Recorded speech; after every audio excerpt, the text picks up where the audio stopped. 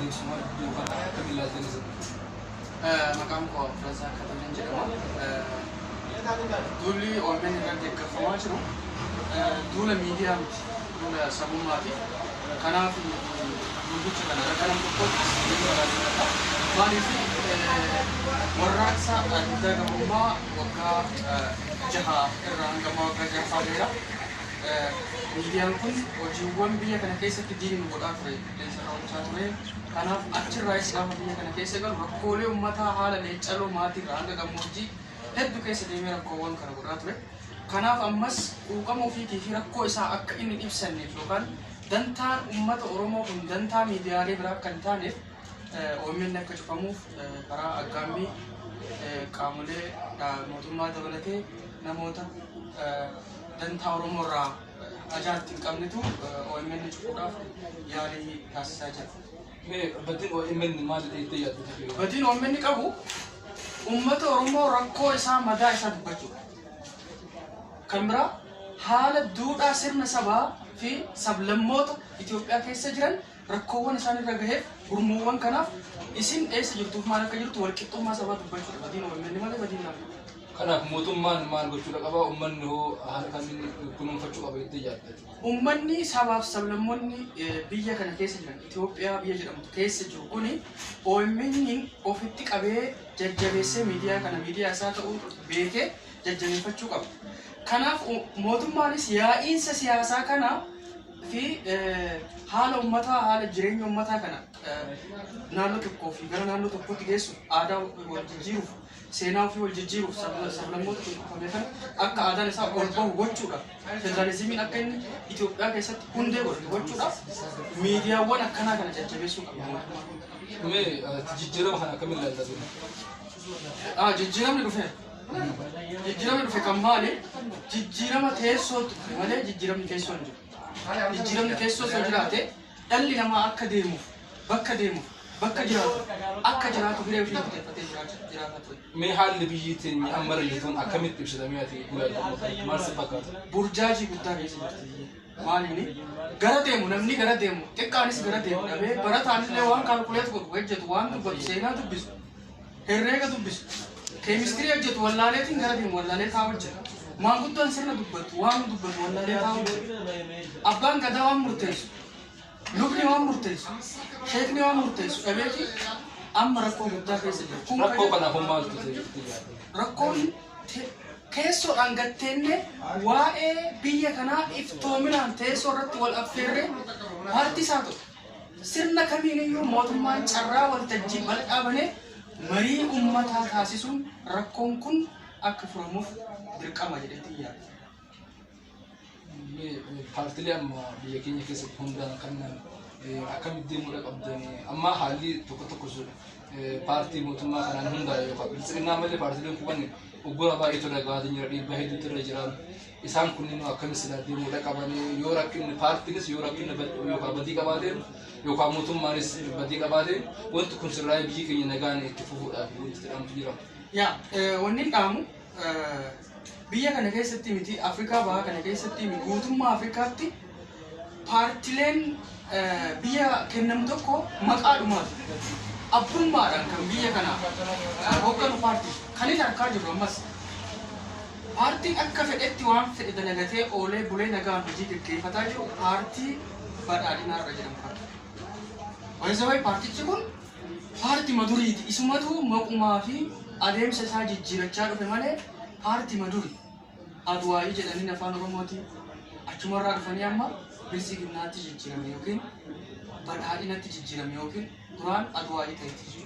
Isuma kanatu yaaduma isaa jijjiire malee caasaa bulchiinsa sirna dimookiraasummaa keessatti warraaqsa siyaasaa keessatti gara itti deemu akka hojjetutti carraa paartiilee biraatti kennuudhaaf akka fedhanitti of ibsuudhaaf akka fedhanitti uummata keessa deemanii waa'ee paartii isaanii dubbachuudhaaf carraa tokkollee hanga ammaatti sin arganne duraafis carraan akkasii kenname jiru. Filannoon carraa umrii kee keessatti filannoo hanga afurii argeera. Isa kana keessatti paartiin mirga guutuu qabu paartii biyya bulchuudha. Yeroo masanatti biyya bulchuudha malee paartiileen biraa illaa teessoo jalatti dhokatee ari'amu tumamu guyyaa filannoo reebamuun oma jirtuudha jechuudha. Isarraa jijjiiramni har'as hin jiru. xumura irratti ati miidiyaa OMN kana abbifa kamiin ibsita OMN kun akka miidiyaalee kaawwanii miidiyaa saba tokkooti miidiyaa mootummaati miidiyaa amantaati miidiyaa akkamiiti miidiyaan OMN sinjeera qaniin OMN hin dinqisiifatu keessa eenyu biras abbaaf saba kan biras dhaabbata cunqurfamaa sabaatii fi rakkoowwan saboota irra jiran kan ol baasee dubbataa tures dubbataa jirus OMN fakkeen warri Sidaama mirga sabummaa isaanii dubbachuudhaaf yeroo jalqabaa saba isaan saba ta'uu kan argisiisa OMN. Kanaaf miidiyaan kun biyya kana keessatti federaalizimitti aanee miidiyaa akka federaalizimitti gadi jabeessuudhaaf marii kamitti dhiyeessineetiin ummata keessatti galchinee ummata keessa jechuudha. Kun immoo miidichaaf qofa miti. Miidiyachaaf qofa miti. Tasgabbii biyya kanaatis godhuudhaaf rakkoo ummata kanaa keessa xaxaa walitti xaxaa jiru kana gadi baasuudhaaf aadaa duudhaa ummatoota Itoophiyaa kan as baasuudhaaf argisiisuudhaaf miidiyaa akkanaa kutataa kana kan biraas oomishu isa kanas jajjabeessuun barbaachisaa siin jedha. Galatooma dhumarratti dhaamsa yoo qabaattan karaa akkasii. Ani waniin dhaamu uummannis karaa isaa ta'uu akka isaaf ta'u bira deemu maal gooti adeemsuma iddoo kana akkamiin ilaaltanis maqaan koo Firasaa Katamaan jedhama. Duulli OMN irratti eeggafamaa jiru duula miidiyaa miti duula sabummaati. Kanaaf duubicha kana akka nam tokkotti maaliif warraaqsa adda gamummaa waggaa 6 irraa hanga waggaa 6 dheera miidiyaan kun hojiiwwan biyya kana keessatti diiniin godhaa ture qilleensa raawwachaa ture. Kanaaf achirraayis gaafa biyya kana keessa galu rakkoolee uummataa haala leencaloo maatii irraa hanga gammoojjii hedduu keessa deemee rakkoowwan kana godhaa ture.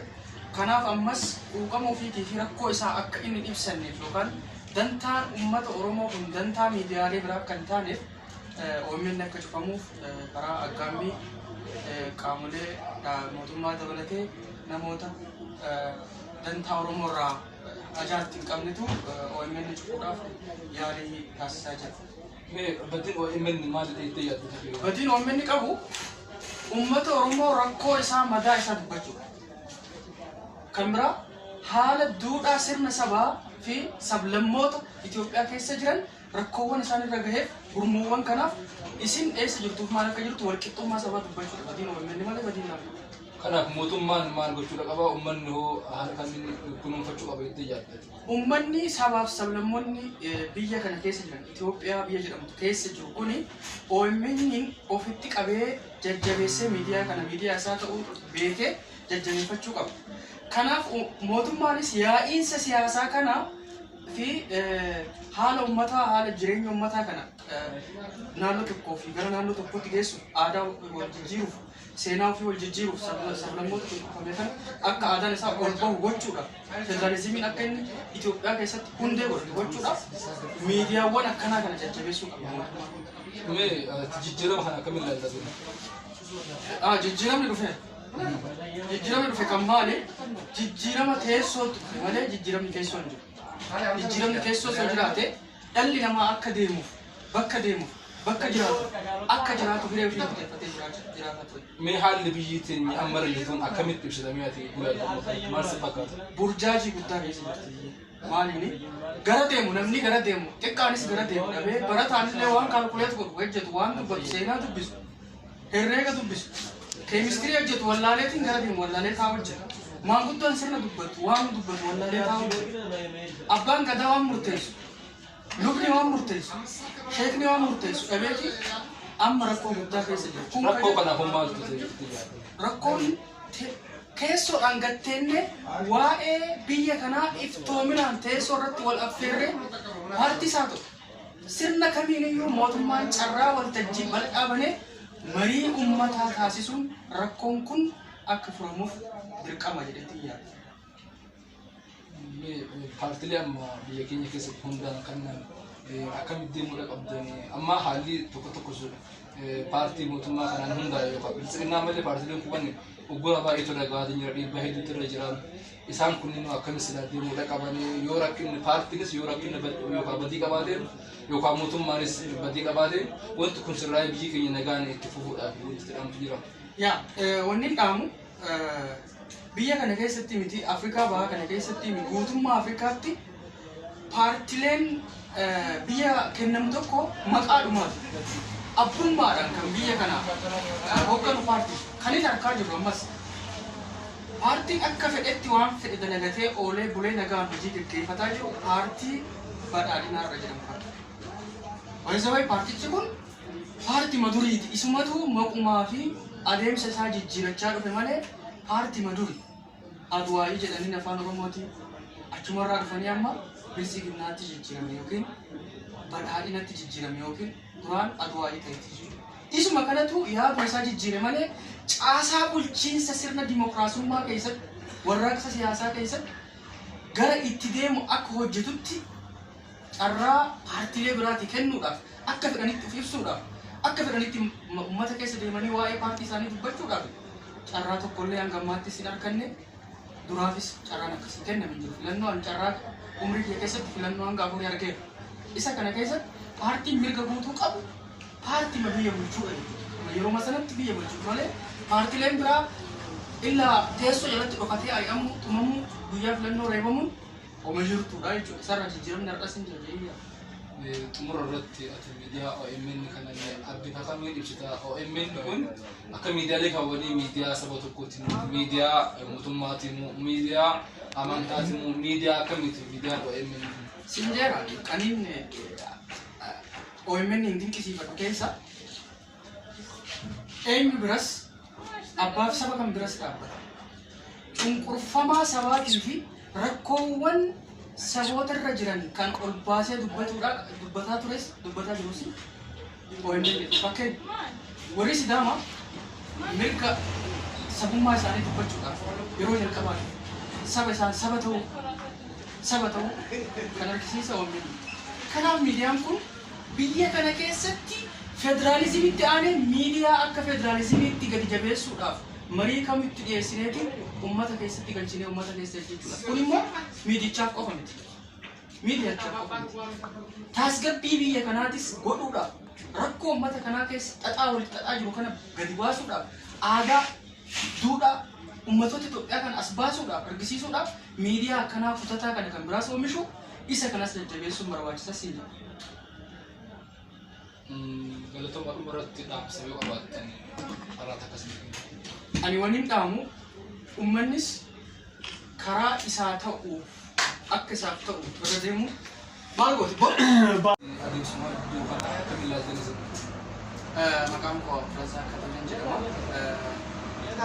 Duulli OMN irratti eeggafamaa jiru duula miidiyaa miti, duula sabummaati. Kanaaf duubicha kana akka nam tokkotti barbaadamudha. Maaliif warraaqsa adda gammummaa waggaa 6 irraa hanga waggaa 6 dheera. Miidiyaan kun hojiiwwan biyya kana keessatti diinni godhaa ture, qilleensa raawwachaa ture. Kanaaf achirraas gaafa biyya kana keessa galu rakkoolee uummataa haala leeccaloo maatii irraa hanga gammoojjii hedduu keessa deemee rakkoowwan kana godhaa ture. Kanaaf ammas quuqama ofiitii fi rakkoo isaa akka inni ibsanneef yookaan dantaan uummata Oromoo kun dantaa miidiyaalee biraa akka hin taaneef OMN akka cufamuuf karaa aggaambii qaamolee mootummaa dabalatee namoota dantaa Oromoo irraa ajaa'ibti hin qabnetu OMN cufuudhaaf yaalii taasisaa jira. Baddiin OMN maal ta'ee yaaddu? Baddiin OMN qabu uummata Oromoo rakkoo isaa madaa isaa dubbachuudha.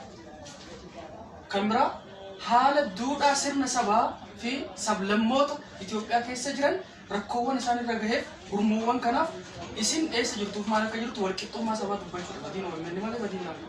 Kanaaf mootummaan maal gochuu qaba? Uummanni hoo haala kamiin kunuunfachuu qaba jettee yaadda? Uummanni sabaaf sablammoonni biyya kana keessa jiran Itoophiyaa biyya jedhamtu keessa jiru kuni OMN ofitti qabee jajjabeessee miidiyaa kana miidiyaa isaa ta'uu beekee jajjabeeffachuu qaba. Kanaaf mootummaanis yaa'iinsa siyaasaa kana fi haala ummataa haala jireenya ummataa kana naannoo tokkoo fi gara naannoo tokkotti geessu aadaa wal jijjiiruuf seenaa ofii wal jijjiiruuf sablammoota tokkoffame kan akka aadaan isaa ol bahu gochuudhaaf federaalizimiin akka inni Itoophiyaa keessatti hundee godhatu gochuudhaaf miidiyaawwan akkanaa kana jajjabeessuu qaba mootummaa. Jijjiirama kana akkamiin ilaalta ture? Jijjiiramni dhufe. Jijjiiramni dhufe kan maali? Jijjiirama teessoo dhufe malee jijjiiramni keessoo hin jiru. Jijjiiramni keessoo osoo jiraate dhalli namaa akka deemuuf bakka deemuuf bakka jiraatu akka jiraatu hiree ofii murteeffatee jiraata ture. Mee haalli biyyi teenya amma jirtuun akkamitti ibsitamee ati ilaalta? Maal si fakkaata? Burjaajii guddaa keessa jirti. Maaliini?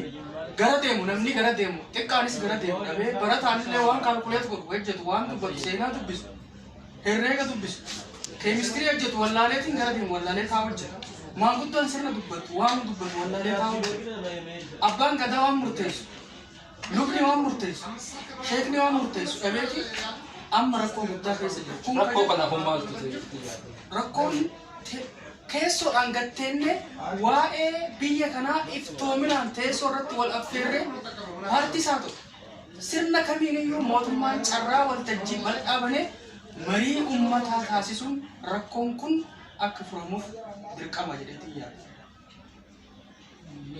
Paartilee amma biyya keenya keessatti hundaan kanneen akkamitti deemuu qabdan amma haalli tokko tokko paartii mootummaa kanaan hundaa'e yookaan bilisinnaa malee paartileen kun uggura baay'eetu dhagaa jira dhiibbaa hedduutu irra jiran isaan kunniin akkamitti silaa deemuu qaban yoo rakkinni paartiinis yoo rakkinni yookaan badii qabaatee yookaan mootummaanis badii qabaatee wanti kun sirraa biyyi keenya nagaan itti fufuudhaaf wanti jedhamtu jira.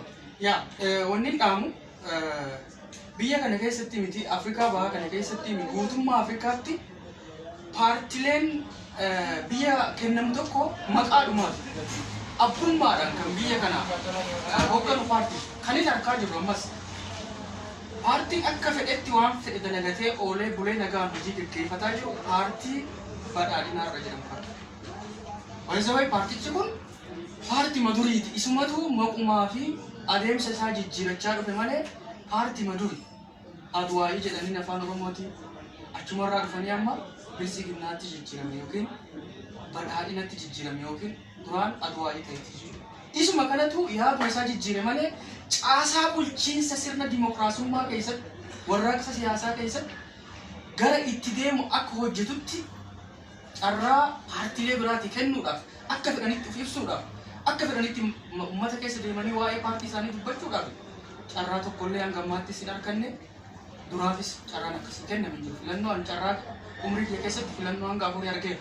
Isa kana keessatti paartiin mirga guutuu qabu paartii biyya bulchuudha.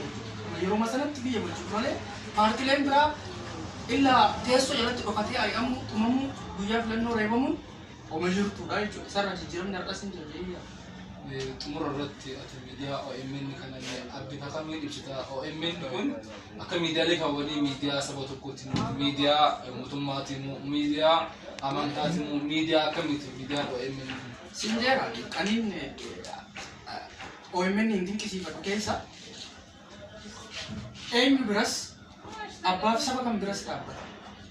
Cunqurfamaa sabaatii fi rakkoowwan saboota irra jiran kan ol baasee dubbataa tures dubbataa jirus OMN fakkeenya warri Sidaama mirga sabummaa isaanii dubbachuudhaaf yeroo jalqabaa saba isaan saba ta'uu kan argisiisa OMN.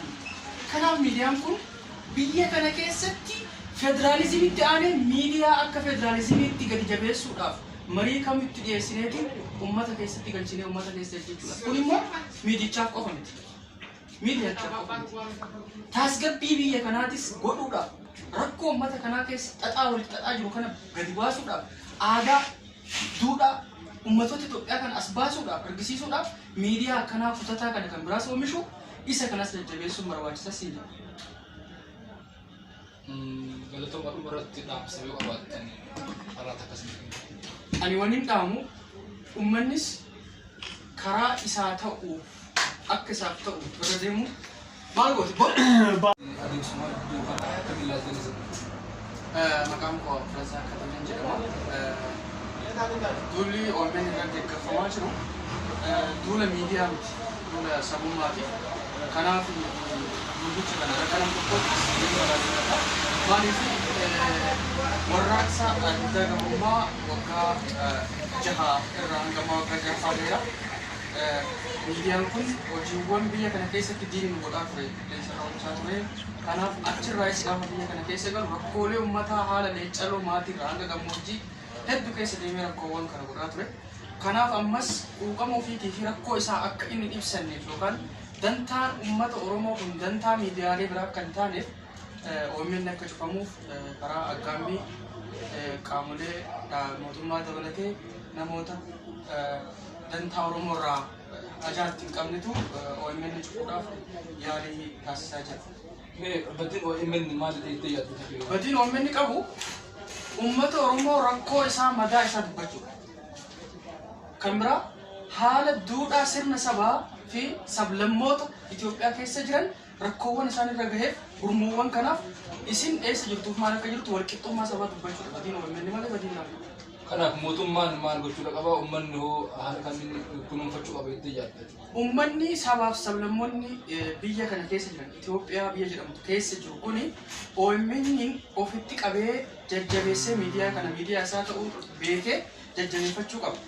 Kanaaf mootummaanis yaa'iinsa siyaasaa kana fi haala uummataa haala jireenya uummataa kana naannoo tokkoo fi gara naannoo tokkotti geessu aadaa wal jijjiiruuf seenaa ofii wal jijjiiruuf sablammoota tokkoffamee kan akka aadaan isaa ol bahu gochuudhaaf federaalizimiin akka inni Itoophiyaa keessatti hundee godhatu gochuudhaaf miidiyaawwan akkanaa kana jajjabeessuu qaba.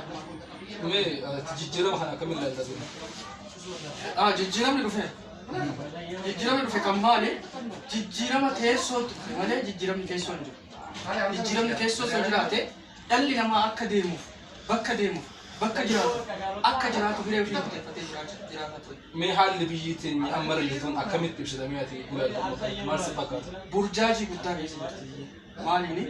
Gara deemu namni gara deemu xiqqaanis gara deemu dhabee barataanis waan kaalkuleet godhu hojjetu waan dubbatu seenaa dubbisu herreega dubbisu keemistirii hojjetu wallaaleetiin gara deemu wallaalee taa hojjetu maanguddoon sirna dubbatu waan dubbatu wallaalee taa hojjetu abbaan gadaa waan murteessu lubni waan murteessu sheekni waan murteessu dhabeeti amma rakkoo guddaa keessa jira. Rakkoo kanaaf maaltu ta'e? Rakkoon keessoodhaan gatteenne waa'ee biyya kanaa iftoominaan teessoo irratti wal affeerree paartii isaa ta'u sirna kamiiniyyuu mootummaan carraa waltajjii bal'aa banee marii uummataa taasisuun rakkoon kun akka furamuuf dirqama jedhetti yaada. Paartiilee amma biyya keenya keessatti hundaan kanneen akkamitti deemuudha qabdanii amma haalli tokko tokko paartii mootummaa kanaan hundaa'e yookaan bilisinnaa malee paartiileen kuban uggura baay'eetu dhagaatiin jira dhiibbaa hedduutu irra jiran isaan kunniin akkamitti silaa deemuudha qabanii yoo rakkinni paartiinis yoo rakkinni yookaan badii qabaateen yookaan mootummaanis badii qabaateen wanti kun sirraa'ee biyyi keenya nagaan itti fufuudhaaf wanti jedhamtu jira. Wanni dhaamu biyya kana keessatti miti Afrikaa bahaa kana keessatti guutummaa Afrikaatti paartiileen biyya kennamu tokko maqaadhumaati. Abbummaadhaan kan biyya kana hogganu paartii kan inni harkaa jiru ammas paartiin akka fedhetti waan fedhe dalagatee oolee bulee nagaan hojii gaggeeffataa jiru paartii badhaadhinaa irra jedhamu. Waayizawaayi paartichi kun paartii maduriiti. Isumatu maqumaa fi adeemsa isaa jijjiirachaa dhufe malee paartii maduri. Adwaayii jedhanii afaan Oromooti achumarraa dhufanii amma bilisiginnaatti jijjiirame yookiin badhaadhinatti jijjiirame yookiin duraan adwaayii ta'eeti. Isuma kanatu yaaduma isaa jijjiire malee caasaa bulchiinsa sirna dimookiraasummaa keessatti warraaqsa siyaasaa keessatti gara itti deemu akka hojjetutti carraa paartiilee biraatti kennuudhaaf akka fedhanitti of ibsuudhaaf akka fedhanitti uummata keessa deemanii waa'ee paartii isaanii dubbachuudhaaf carraa tokkollee hanga ammaatti hin arganne duraafis carraan akkasii kenname jiru. Filannoon carraa umrii kee keessatti filannoo hanga afurii argeera. Isa kana keessatti paartiin mirga guutuu qabu paartii biyya bulchuudha jechuudha. Yeroo masanatti biyya bulchuu malee paartiileen biraa illaa teessoo jalatti dhokatee ari'amu tumamu guyyaa filannoo reebamuun oma jirtuudha jechuudha. Isarraa jijjiiramni har'as hin jiru.